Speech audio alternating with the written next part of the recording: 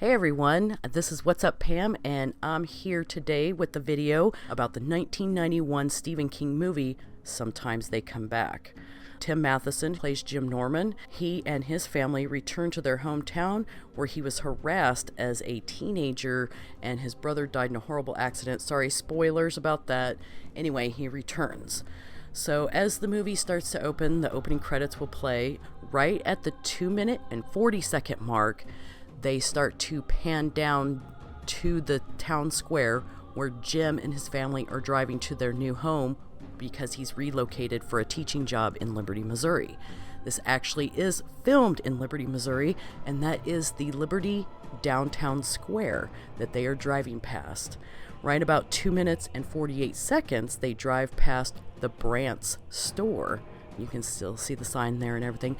That store is still on Kansas Street and operational to this day. At the 5-minute and 8-second mark, you see two kids walking up the hill to the school. In the movie, it's Liberty High School, and at one time, it was a high school. It has since converted over the years to a junior high, where they had 7th, 8th, and 9th grade, but now, as of 2010, it is a middle school teaching the grades of 6th, 7th, and 8th. As the next scene goes from the front of the school, they then enter a classroom. You can see that some of the football players are wearing these blue and white Letterman jackets with the big L on it. Those are actually Liberty High School Letterman jackets that they still look like to this day, and they did borrow those from some of the high school kids in the town. At 21 minutes, you can see another facade shot of the school.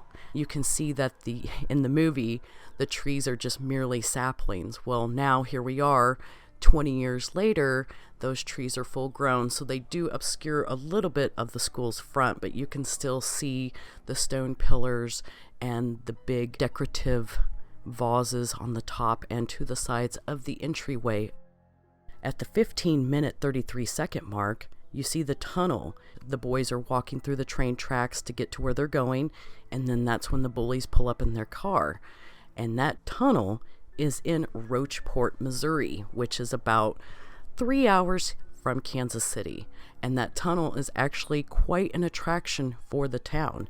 If you look up Rocheport, Missouri, one of the first pictures that comes up is of that tunnel.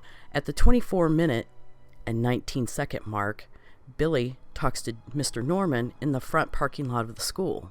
After they have their little conversation, Billy takes off on his bike through a yard beside a house. Those houses are still there to this day. They have been painted, and that open lot where the trail that he goes through on his bike, that is still there. At the 31-minute, 37-second mark, they have the parade that's around the town square. I have a friend who grew up locally around here, and he is actually one of the extras in this movie, and he's in the parade. Him and his Boy Scout troop at the time were part of the parade, and they have cheerleaders, the high school cheerleaders part of that.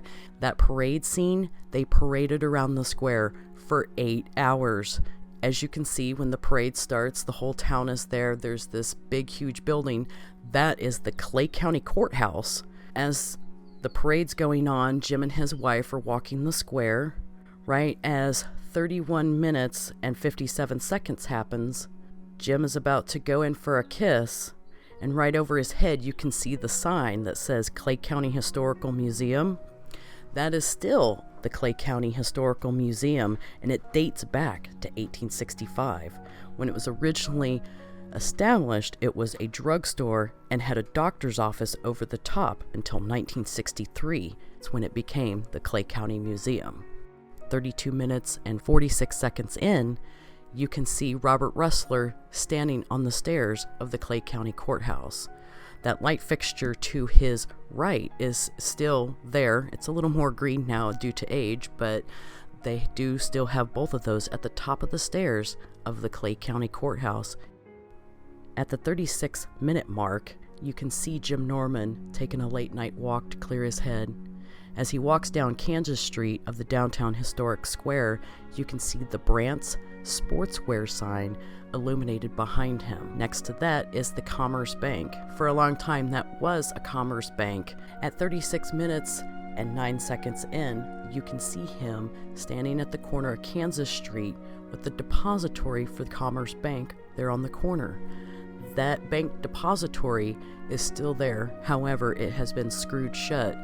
At the 37-minute, 11-second mark, you can see Katie, after talking to Jim, is walking across the street to head home after a late-night walk.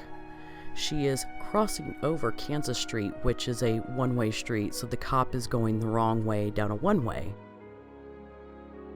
At the 55-minute, 50-second mark, you can see Jim walking into the school.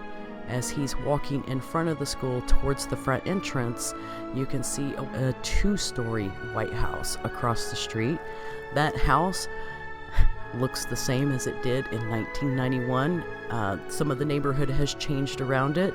However, that house, still the same. Here at the 50-minute and 3-second mark, Chip meets up with Robert Rustler's dead gang.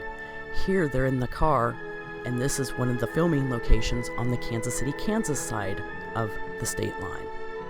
Here they are at the intersection of County Line Road, where you can see in the movie shot there is a brightly illuminated liquor store / beauty shop, a couple of cars and another building next to it. That was a liquor store at the time, and this is filmed at County Line Road, right at the county line of Wyandotte and Johnson County. Chip is on the hood of the car as the guys go recklessly joyriding. That intersection is still very active to this day, with one of Kansas City's most popular barbecue joints being on one of those corners.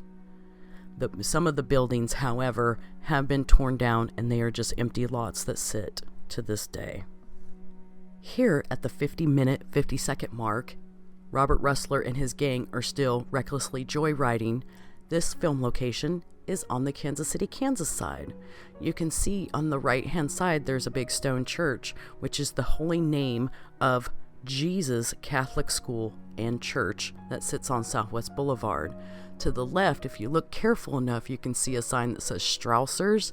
That is Strausser's Hardware that still is operational and been a major asset to the community for a number of years. I'm What's Up Pam, and that was the filming locations for the 1991 Stephen King's horror adaptation of Sometimes They Come Back. I'm Pam, and that's what's up.